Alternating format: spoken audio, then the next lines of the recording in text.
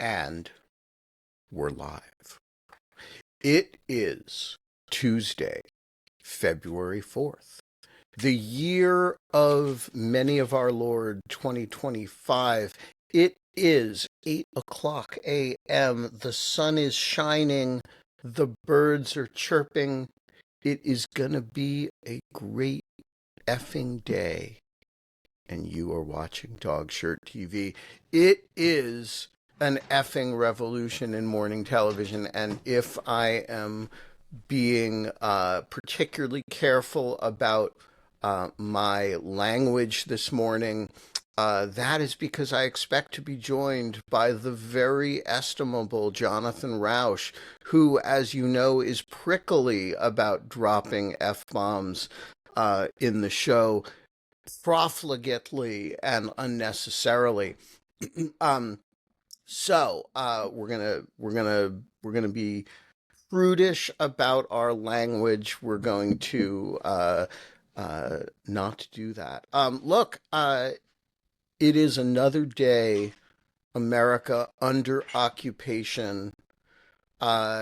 National slogan, at least we don't work for USAID. Except now everybody can say that because basically nobody works for USAID anymore because it barely exists. We're going to have a lot to say about that, but I want to talk about the FBI today, where the slogan is, at least we don't work for USAID.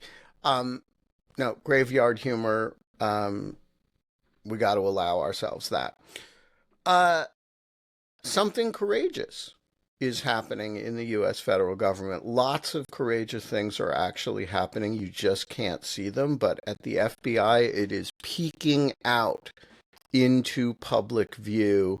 Yesterday at 3 o'clock, a series of questionnaires were due. They were the sort of Maoist self-assessment questionnaires. Did I work on any January 6th cases?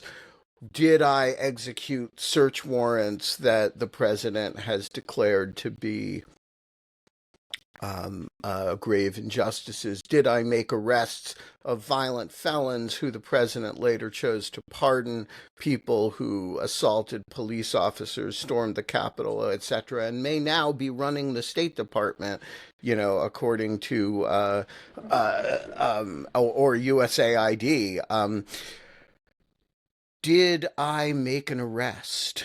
Did I testify at a trial? We are supposed to self-report on these things, and all over the country, street agents said, I'm not going to actually answer this question. And the FBI Agents Association gave everybody model language to say, thanks, but no thanks, not participating in this. And management at field office after field office isn't going to do anything about it. And so today we are going to find out, starting today, how many people are going to lose their jobs for refusing to participate. How many people are going to lose their jobs because they had the temerity to participate in lawful and appropriate law enforcement activity. We're going to find out how many people are going to lose their jobs because they are not enforcing the participation against the folks who are at the line level. And we're going to find out how many people are going to lose their jobs because they aren't talking about other people's activities, as we say in the criminal world. I'm part of the criminal world. They don't rat each other out. So I am just want to say to all my friends in the FBI, to all my friends who are in genuinely stressful situations today. Um, uh, Good on you. And hang in there. And we are noticing that like it's not going unnoticed that people are doing this. And I have another thing to say. All over the government, there is this wonderful distinction between classified and unclassified material. And, you know, this morning there was another retire now, get paid through whenever scam letter that, the Doge is sending out to employees all over the government. And this stuff leaks right away. It's not classified. No one's going to get in serious trouble for leaking it. And so all I'm saying, guys, is I know you guys, you're the Bureau rules and all that, but there needs to be a good for unclassified administrative stuff. We gotta start getting the internal communications out there. So remember, I'm not asking for anything classified. Don't send me classified stuff. I don't publish it. I don't want it. I don't want anything that is going to hurt mission. But the routine administrative stuff, the stuff that's unclass, that's sent out over regular servers that reflects what the Bureau is, how it's being used, how what is being asked of agents, what's being asked of non-agent personnel. Don't ever forget the analysts, the non-agent staff. Send it my way. You know, um, all lots of other agencies are more open books, and when the agency is being abused, that's a great time to think hard about what you are and aren't allowed to share. So, just saying, send stuff my way. Signal, it works. 202-674-6929. Send screenshots, whatever you got. Again, only unclassified stuff, only stuff that's not going to hurt the mission. I want to know how the agency is being abused. Jonathan Rauch, are you abusing the FBI today? Not to the best of my knowledge.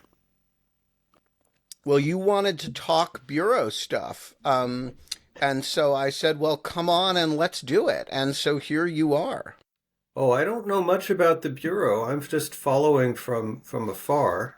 The only thing I know is that a pastor friend who apparently has FBI agents or staff in his congregation in Maryland just sent me a note, which I forwarded to you, saying it's all even worse than it appears. It's dreadful, and people are communicating, he said, not over Meta, for fear of where those communications could wind up. I'm not sure why Meta would be a problem. I wonder if he I, meant something else, but in any case, he did not specify what channels they are using to communicate. It well, implies.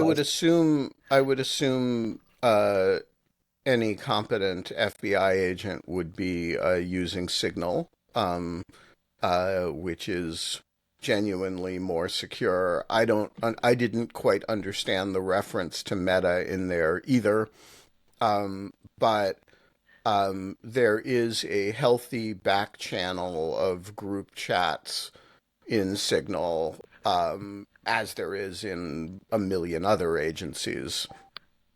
Yes, what I took away from it was the general atmosphere of fear and um, well, of fear. So I think that's right, although I actually think it's a little bit more complicated than that because in at least, we're all looking at a very complicated, you know, decorated Baroque room through keyholes, right? And we're trying to figure out like what the Rococo ornamentations on the moldings are. But in my impression is that in a lot of places there is a lot of gratitude for uh, m- mid and senior level management that is being very supportive. And I think there were a lot of there are a lot of field offices in which people have made clear that they're not providing information, that they're not going to take disciplinary action against people who refuse to engage in the sort of Maoist self-assessment. Yes, I was a running dog for the January 6th investigation. Um, and of course, the most senior management, the Brian Driscoll, who is as best as I can tell, the accidental acting director. He was named acting director by something like a paperwork error, as the Wall Street Journal reports it, because they had him confused with somebody else. He had been special agent in charge in Newark for 6 days when he was elevated. And he has been, I think, very courageous. He wrote that all staff email of precisely the type that people should be, it is unclassified, and it's very important to all my bureau friends. It's very important that that stuff get out there, and in this case, it did. Um, and he made clear that he was one of the people who had worked on January 6th cases, that the acting deputy director was as well. And so he, very much, did the uh, French village thing, right? If you're given a list of hostages to be shot, put your own name at the top. And uh, so I think there is a climate of fear, but it's a climate of fear of the Justice Department and the administration, not of it's there does not seem to, at least not yet, be a climate of fear of one another or their own management, which actually strikes me as healthy. Um, That um, that seems right. I have something else I can probably share. But before we do, I wanted to ask you a couple things about what's going on right now, if that's okay. yeah. Can you explain the chain of command? The things happening now are things that I would have expected to happen after an FBI director is installed. Who is giving the orders that the FBI is now supposed to follow? Are they coming from the White House directly? So What's the chain of command here? it is almost completely opaque, but here is what we know. So Brian Driscoll's email to staff, which I just want to emphasize did leak, and it was unclassified, and that's wonderful that it leaked, and other things should as well. See earlier comments about my signal number. Um, the um, so the that directive came from Emile Bovey, who is the acting deputy attorney general, and of course was formerly the trial lawyer for Donald Trump in several of his criminal matters. So we know that the specific order for the survey and the dismissal or forced retirements of the senior managers came from Bovey. But what we don't know is whether Bovey was the origin of it, as in, or whether, as in, he's a super vindictive guy who wants to purge the FBI of anybody who worked on the January 6th cases, or conversely, whether he was directed to do that by someone in the White House. And so I think we know the formal answer to the question that you ask, but we have no idea what the larger answer to it is. And How did Bovey get there? Is that a Senate confirmed job? it Pam is Bondi not has not yet been confirmed, has she? correct. So Bovey is formally the what's called the PADAG, which is the Principal Associate Deputy Attorney General. And the so the PADAG is really the highest level non-Senate confirmed person in the Justice Department, just in terms of the management hierarchy. And in the context of a situation in which neither the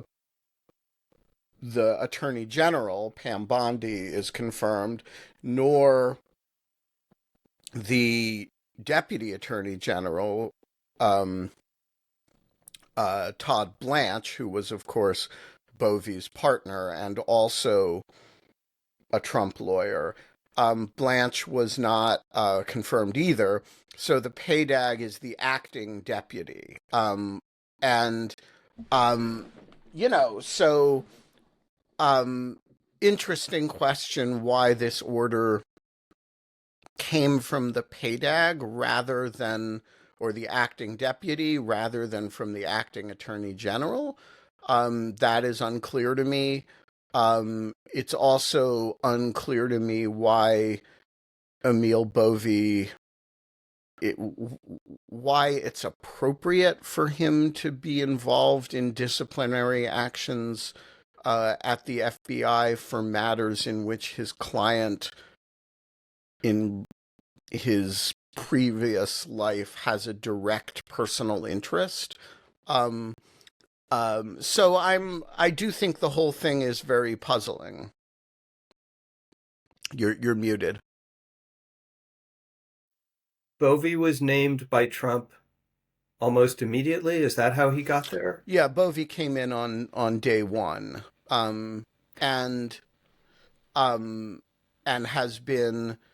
So there are sort of two key acting figures in the Justice Department. One is the acting Attorney General, Mr. McHenry, and the other is Emil Bovey.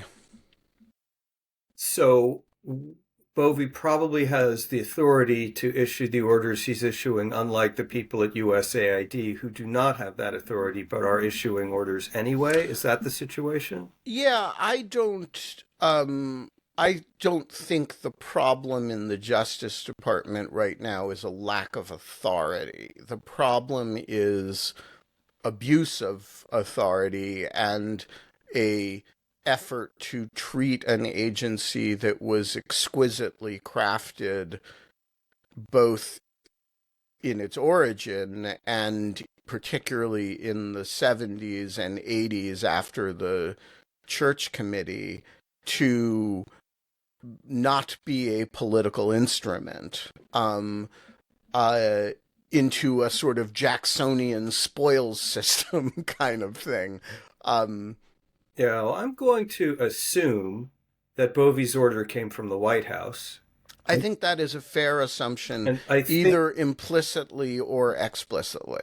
And I think we know that the White House directly ordered the Justice Department to suspend or end all investigations having to do with January 6th and related, and that apparently is not something the White House is ashamed of. We just know that the White House is now directly running the Justice Department. Is that correct? Um, I would say the White House is directly um is either directly running the Justice Department or putting people in charge of it who are in an anticipatory fashion doing what it would want. Well, I thought I saw it reported the White House had issued an order to the Justice Department to suspend or end all January 6th related investigations, but maybe I That is misread certainly that. that is certainly true. But the question is whether that is, the question is what percentage of the time are they directly running something versus Oh, what percentage of the time are they putting people like Emil Bovy in charge so that he can do what they would want. yes, I'm going to categorize all of that as directly running the FBI. I'm sorry, the Justice Department, because it doesn't matter which one they're doing as long as they have created the precedent and template for doing it. And so, how does what's happening right now at DOJ and FBI compare to your worst case scenario before January 20th? Are we in the ultimate dystopia already? No, there are a few things that have not happened that are part of the ultimate dystopia picture. And I don't say this to mitigate the concern. I say it to point out that there are a few more notches on the slippery slope that you gotta kick off before you really slide to the bottom, right? So what's going on at FBI is the worst possible outcome internally within the FBI. Um, but we have not yet seen, the goal of it is to get control of the agency, presumably so that the agency will go after friends and protect enemies. Right now, the protect enemies thing you have other ways to deal with, like pardons. Or sorry, the protect friends you have other ways to deal with, like pardons and interference in prosecutorial decisions. Like it looks like there's a fair bit of pressure on the U.S. Attorney's Office in New York to drop the Eric Adams case, for example, right? Now, why Trump is, into protecting Eric Adams is kind of an interesting question, but he seems to be, right? So you don't actually need to corrupt the FBI for that, but it helps. And um if you go after the but to use the FBI on offense, you actually do need a level that's something we have not seen yet, and that's the ultimate nightmare. Um, Look at the Justice Department; it seems to be as bad as it can be. That is, they what were the worries, right? They did go after that. They would go after people who worked for Jack Smith. That was done. Then they went after people who prosecuted January 6th people. That happened. They do seem to be, as I said before, as you noted, directly directing the dismissal or handling of investigative matters. That's the big no-no. And uh, they seem to be interested in blocking public corruption cases, including pending ones and ones that are under investigation. So I think it's about as bad as you could expect it to be. Again, with this big exception, which is the ultimate horror story is when you deploy the Justice Department against your enemies. And we have not seen that. But heck, it's only, 2 weeks. Yes, I was. Give them time. Yes, the word yet is operative there, and I've assumed from the beginning that that's the purpose of what they were doing. Will the um, Although conf- be careful about that because, as our friend David Frum has repeatedly pointed out to nobody seems to pick up on it. The impunity side alone is a really powerful instrument of authoritarianism. And if you can guarantee your friends, um, and this is the Orban story, he hasn't imprisoned a lot of dissidents, right? What he's done is he's protected people who do his dirty work for him. And if you can build an army of people who do not fear the law because you pardon them when they break it, you don't really need the Justice Department to go after your political enemies. The thugs will do it for them. And so I actually like it is the ultimate sort of Putinism to have the government do it overtly.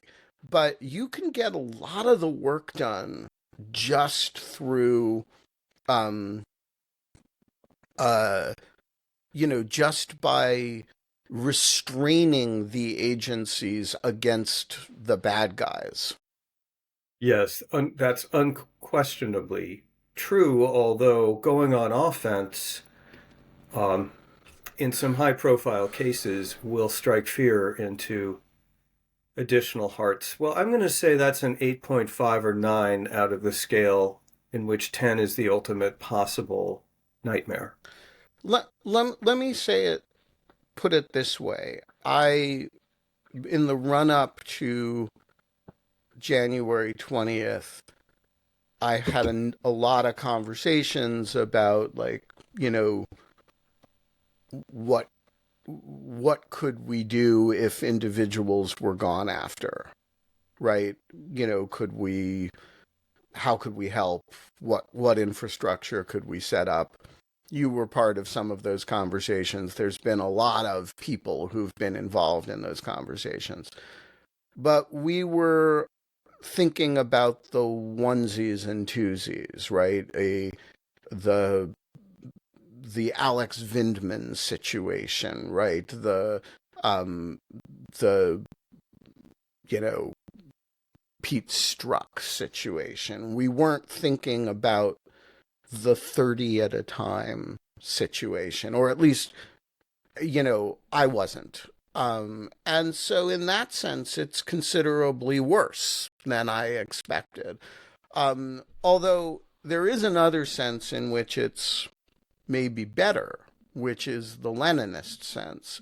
You know, if you're going to litigate this stuff and it's going to go to the Supreme Court with, the constitutional question, does the president have the authority to, notwithstanding the civil service laws, fire, you know, 30 prosecutors because he doesn't trust them politically? Um, I would rather that question go up in a catastrophic fashion. You know, does he have the authority to fire 1,000 FBI agents and destroy the agency? Does he have the authority to take a wrecking ball on his own authority to USAID rather than one aggrieved agent, one aggrieved um, uh, person? Or five, because then you can say, well, it's a big organization, the president's removal power is important, blah, blah, blah. But I do think, you know, if you're going to make John Roberts and Brett Kavanaugh and Amy Coney Barrett think about this, you want to really think, does the president have the power on his own authority to destroy the entire FBI?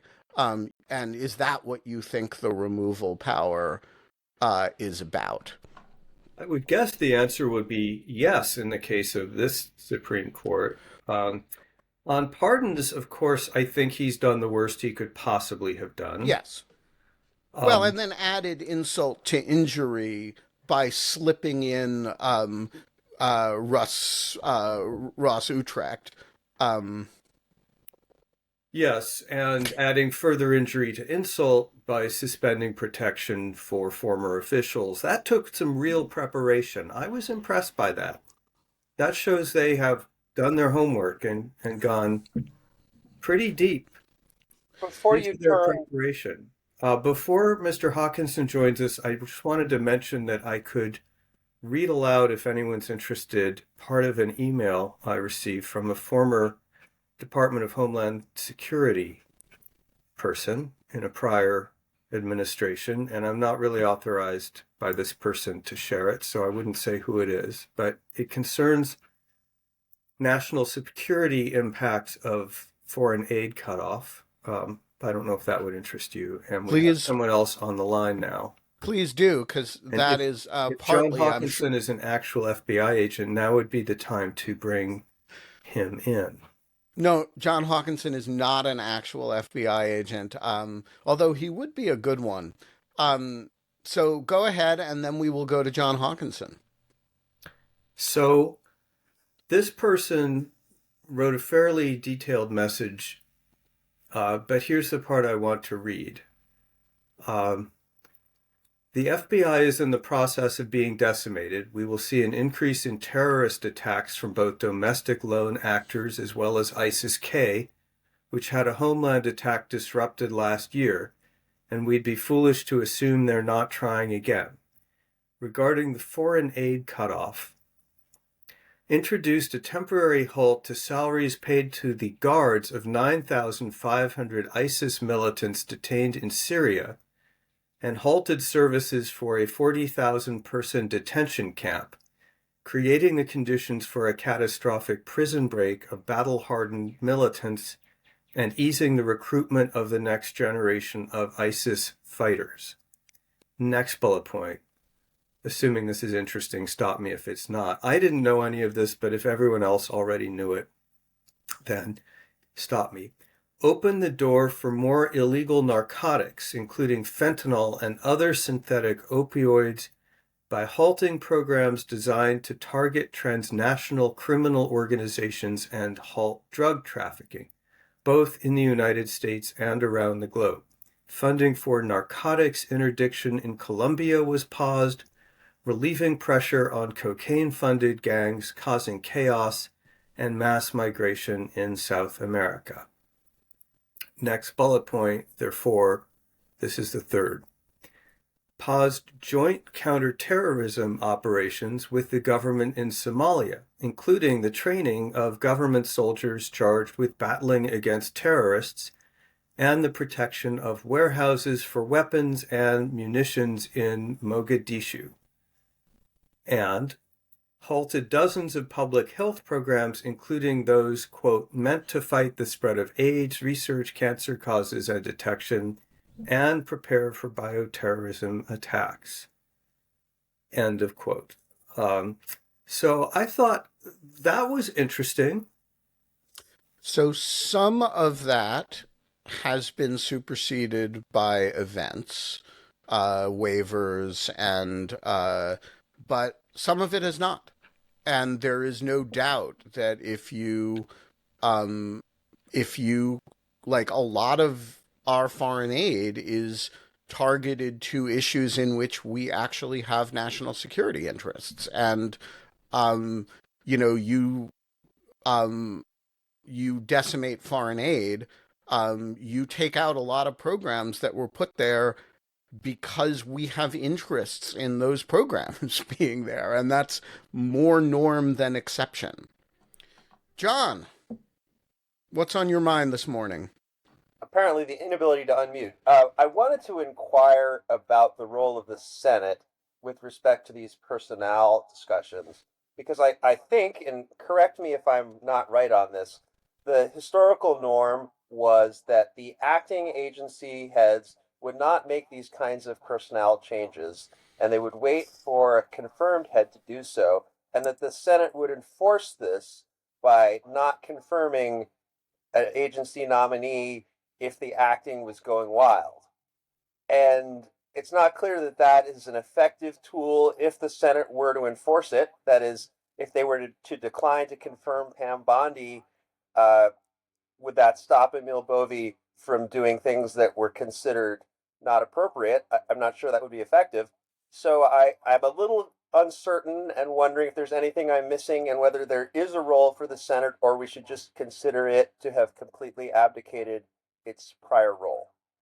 It's a fascinating question, and I'm going to ask you. So we have a massive echo from your end, which I'm not sure what that's about. Um, uh, so yes, this is a very sophisticated point about informal means of Senate oversight. So the traditional way that this would happen, that we would regulate this, is Democratic senators and Republican senators actually asked Kash Patel very specifically, are you going to tolerate, you know, mass firings without due process, blah, blah, blah. And Patel said up and down he had no plans to do that, and he had no plans to go on a retaliatory rampage, and all disciplinary actions would follow normal FBI procedure. Um, this so one possibility is on the FBI side, this is designed to happen before he gets there so that he is not responsible for breaking his own promises. I do not believe that is the case, um, just because I don't think they're that smart. And I actually think they've bought a potential hurt for Patel, because it really only will require one or two senators to say, whoa, I did not sign up for a mass purge at the FBI, and then Patel is in trouble. So, I don't think that is likely, but I don't look, this isn't good for Patel's nomination prospects. Um, on the Justice Department side, look, if if the Republican senators cared about the career officials at the Justice Department, they have all the leverage in the world. They have, it's not just Pam Bondi, they have there's nobody Senate confirmed at the Justice Department right now. And Chuck Grassley could today say, hey, we are gonna we are not going to follow. We're not going to go after individual line attorneys because of political vendettas. If you want anybody confirmed to these positions, that's the way the Senate would historically enforce its positions. That, and by the way, if you want the Justice Department funded next year, um, uh, get your shit together. Pardon me, Jonathan. But that's not the way a partisan, um, uh, in a world in which we have no separation of powers, we have separation of parties. Um, uh, that's not the way the system works. And so I think there is a sort of limited amount or very little actually, that 47 Democrats can do, even if you give to them Murkowski, who's a veritable vertebrate, and Susan Collins, who's an occasional vertebrate, although did announce last night that she was going to inexplicably support Tulsi Gabbard, thereby all but confirming that Tulsi Gabbard will be confirmed. Yeah, I guess my question was really about the erosion of norms that would permit Republicans to take action that didn't constitute uh, opposition to the president, and maybe that's a gray area so fine to not exist. Well, it's a distinction that Jonathan has written actually a lot about. But I think you cannot count ever on the Madisonian principle that the institution, that the branch of government will stand up for itself, and that you have to look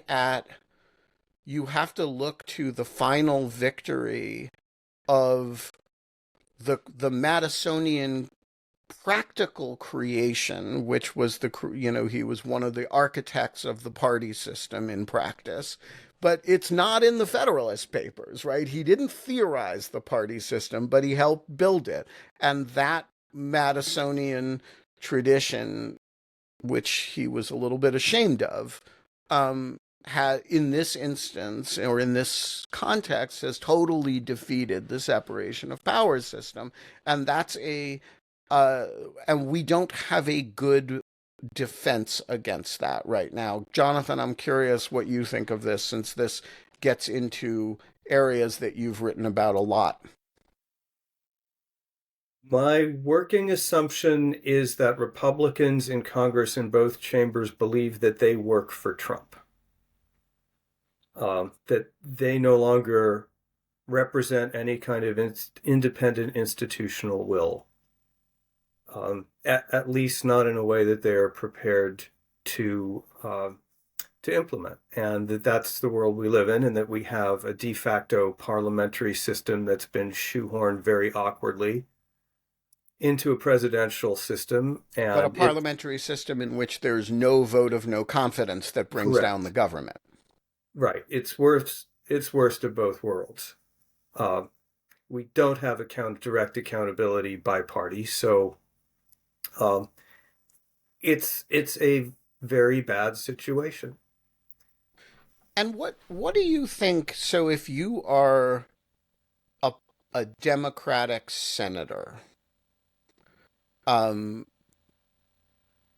is there any play other than make noise? What's the So, can I take a couple minutes to lay out some ideas about this that may or may not, I hope, may become an article Yes. once I get my book launched? This might take 3 to 5 minutes if you have the patience. We have 19 minutes Okay. before we end on time. And so, as they say on the Hill, the gentleman shall take as much time as he may require. Have you heard of patrimonialism, the term? Yes, I have heard of it because I have heard you and the estimable Holly Berkeley Fletcher refer to it. So, I may have mentioned it in the previous time we spoke. Forgive me if I repeat myself. Um, there is a new book out by people that you should have in your podcast. Their names are Kopstein and Hansen. I think And I you have mentioned sent them me to their you. contact I sent you their information. contact information. And they argue in this book, which was published, of course, before Trump was elected, that the system that we are seeing being put in place in the United States and in countries around the world is called patrimonialism, that this is a term which goes back to Max Weber over 100 years ago. Weber had a distinction between two forms of government. Patrimonialism is when the state is effectively run as the personal property or family business of the head of state. And this is a very, very traditional way to run a government. Beginning under Bismarck, it is challenged and ultimately superseded by what Weber calls bureaucratic proceduralism. And the reason bureaucratic proceduralism succeeds is that only a large bureaucracy with lots of impersonal rules can run a modern military and modern economy, where you have to just develop vast armies and the networks to support them. But that doesn't mean patrimonialism goes away, that this system is in place in many places. They then argue that Vladimir Putin in the 90s brings back patrimonialism and installs it in Russia. Basically, he's a racketeer and runs the country for personal gain.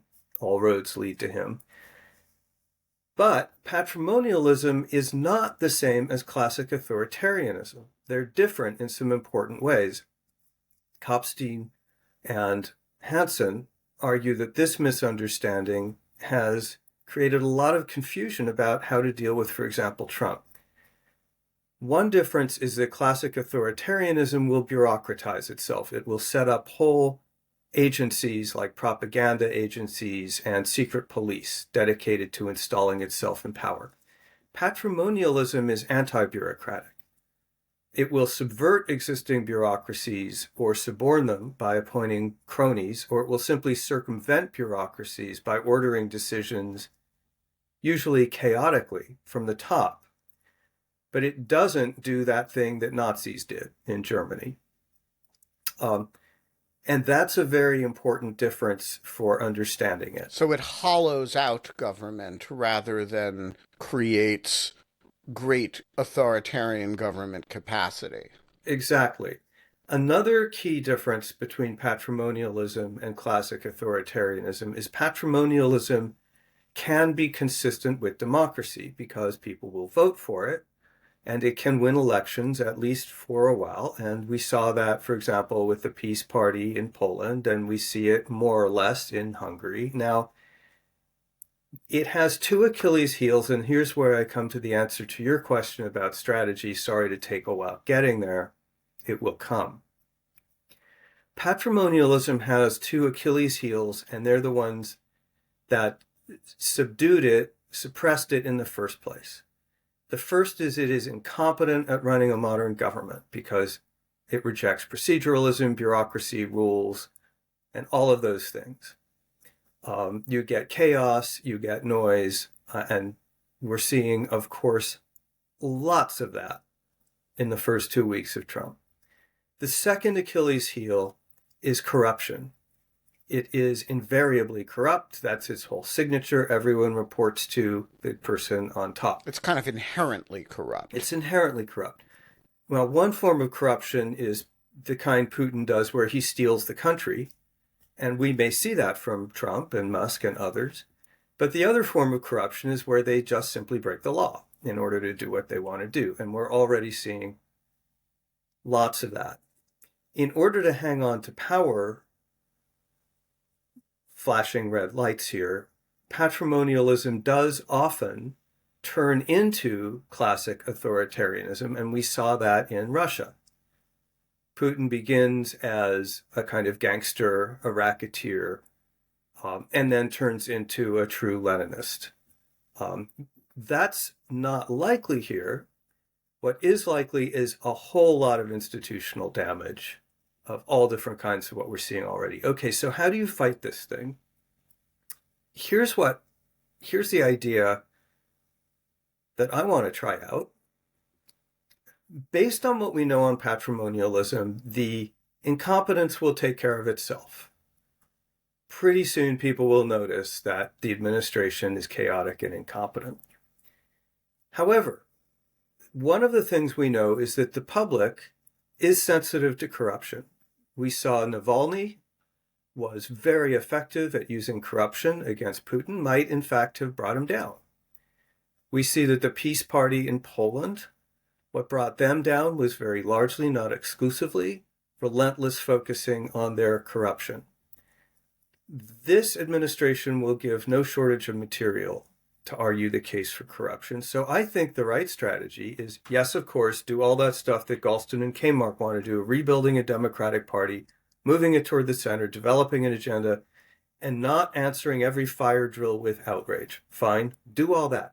But what also needs to be done is a coordinated, unified, relentless messaging and branding exercise focusing on the corruption of the Trump administration. Every day, every way, you emphasize they are the most corrupt administration in history, unprecedented corruption, corrupt, corrupt, corrupt, day in, day out, coordinated, not just in response to the outrage of the day.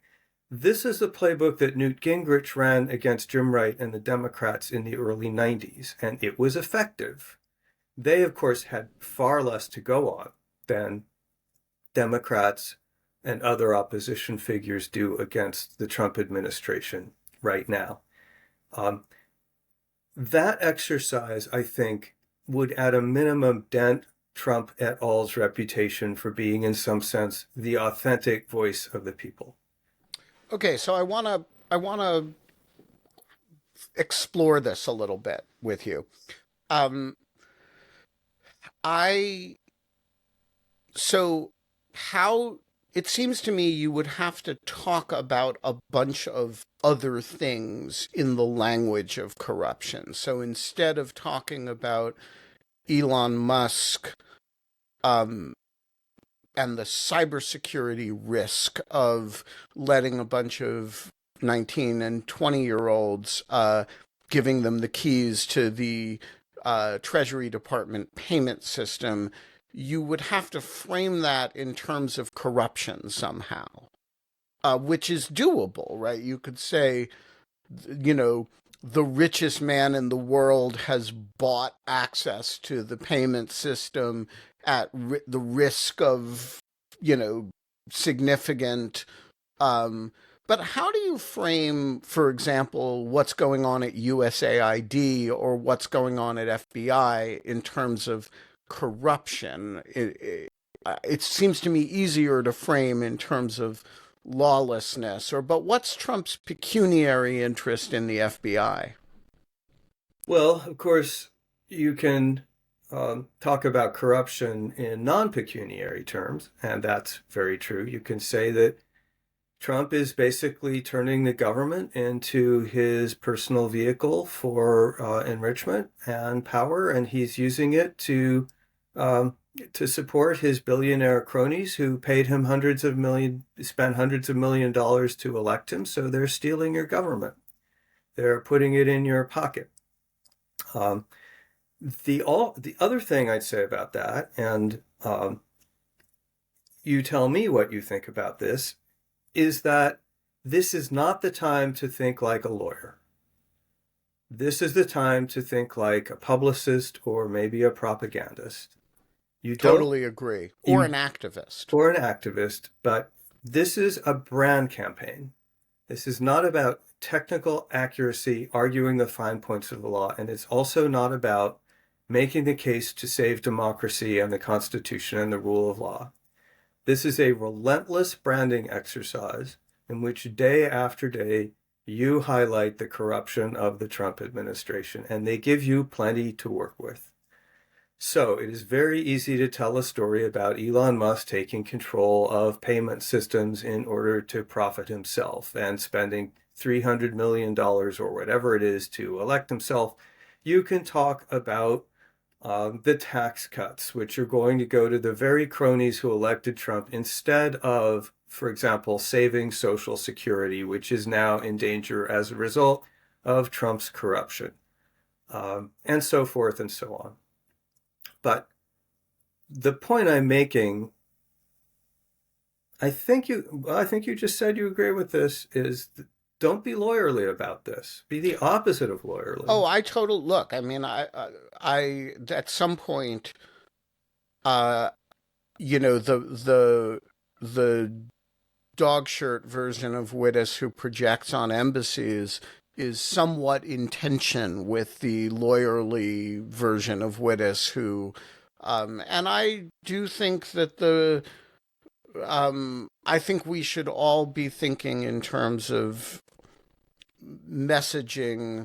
I mean, you have to do both, right? Because you do need to have legal challenges. You do need to have, I mean, there's a bunch of stuff that requires your lawyerly brain, but I think the activist brain is, and the messaging brain is an important one too. So let me ask you a question with 7 minutes left to go. I am, as you know, very interested in creative protests. Um, and I thought about projecting, you know, "We Love USAID" on the Ronald Reagan building, but it seemed, I don't know, it seemed a little cheap.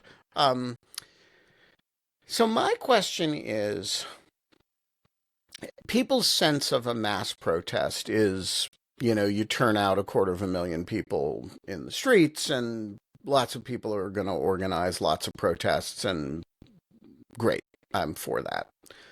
But we live in a highly distributed society.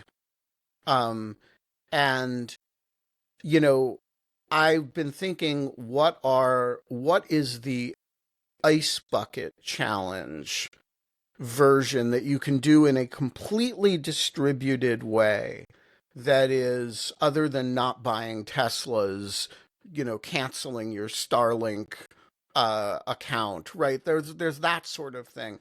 But if you were gonna, if somebody was gonna asked you, Jonathan, what can the average American do in a coordinated fashion to protest and help shine a light on and disable the corruption that you're talking about? It seems to me, if you're building a mass movement, if you're building a political message built around this, you have to have a means of participation.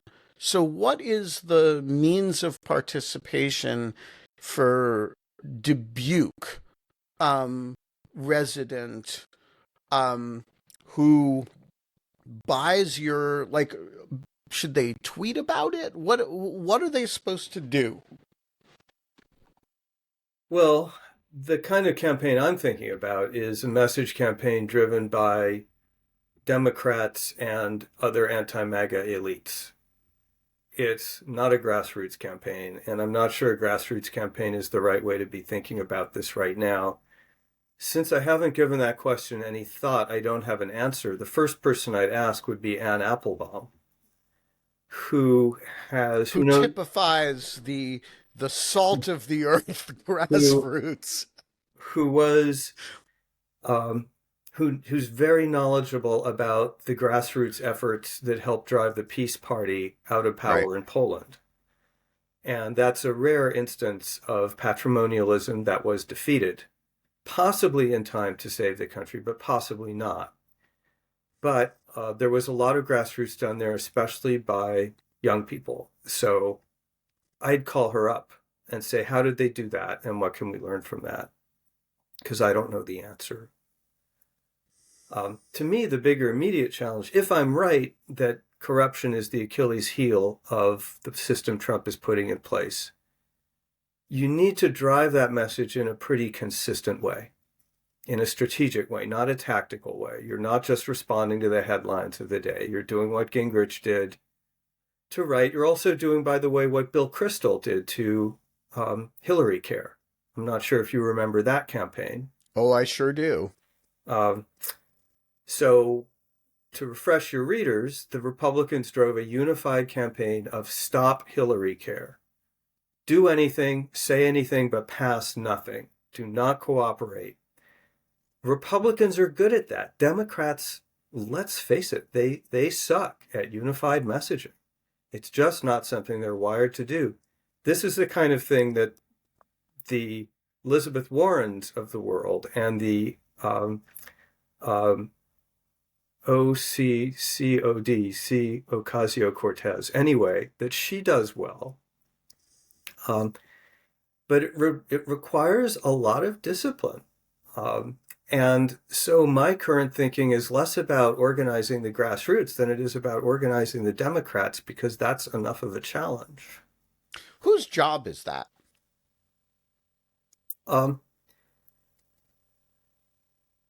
Leaders of the party. Yeah, I mean, it seems to me that one of the problems, and this is, of course, always true when you lose all three houses, is that there's no presumptive leader of the party. And sort of one emerges. Is it going to be Hakeem Jeffries? Is it going to be Chuck Schumer? I kind of doubt it's going to be Chuck Schumer. Is it going to be whoever emerges as the next likely presidential candidate? But that's 4 years off. And so you have this sort of lacuna in which nobody's really in charge of the messaging question. Yeah, well, of course, that's always a terrible problem when you're out of power. When the Republicans use this playbook, these voices emerged. So right. Newt Gingrich was a nobody, standing by himself on the House floor in an empty chamber, lecturing a TV camera on C-SPAN, but the message caught. He had a plan and they went with it. The same happened. Bill Kristol, I guess, was a fax machine in 1993. So if some Democrats start driving this thing, I think, for example, Ocasio-Cortez or Warren are natural people to do it. Maybe Bernie Sanders could do it. Then maybe here's where grassroots come in. Maybe they swing behind it and they start resonating to it and they start memeing it and amplifying it, and the party catches on, hey, we can do something with this. Maybe that's how it works. I don't know. It's not a substitute for long-term strategic planning, getting the party sorted out, finding a candidate, doing those other things. But I think it could make life very miserable for the Trumpies in the next 2 years. It shapes the battlefield. We are going to leave it there. Folks, go out there and shape the battlefield.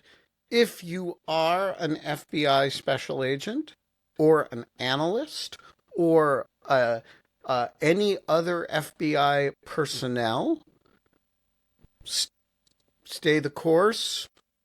Don't trim the sails. Thank you. You're doing God's work. If you are an employee of USAID, I'm sorry. I'm not sure. I think this is going to have to be resolved in litigation over time. If you are an employee of the U.S. Justice Department, hold the line. Don't do anything that is unethical to do. Don't resign until you're asked to. Do something that is unethical. Stay in place. It's important that we have real lawyers in those positions.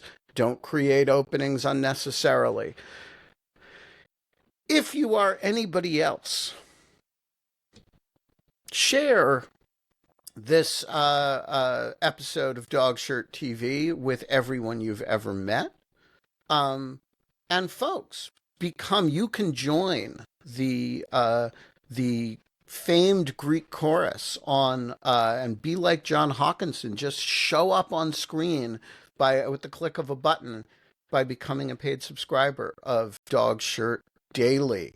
And folks, we're going to be back tomorrow. I don't know who the guest is going to be. I don't know who the hosts are going to be, but I know that it will be, John Rauch, a fucking revolution in morning television. See you tomorrow.